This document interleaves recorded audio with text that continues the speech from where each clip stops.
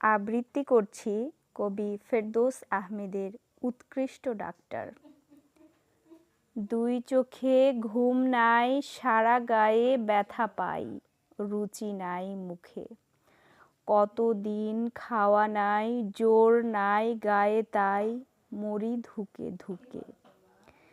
খেতে গেলে বমি আসে, দুই চোখ জলে ভাসে, সয় না যে আর। সব ঘাটাঘাটি করে ভালো করে নেড়ে চেড়ে দেখো ডাক্তার। অদ্ভুত রোগীটারে দেখে শুনে ভালো করে ডাক্তার কয়, লিখেছি যা সব খাবে, আশা করি সেরে যাবে, নাই কোনো ভয়। বেশি বেশি খাবে জল, সাথে খাবে তাজা ফল, খাবে ডিম দুধ। ছেড়ে দেবে ধূমপান মদ জুয়া নাচ গান, ছেড়ে দেবে সুদ।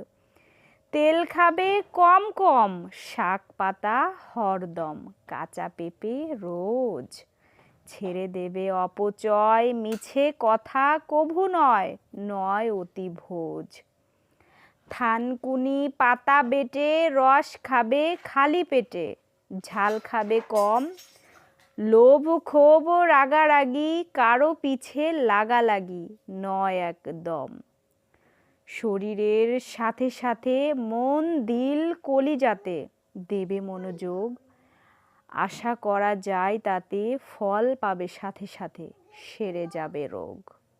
ধন্যবাদ।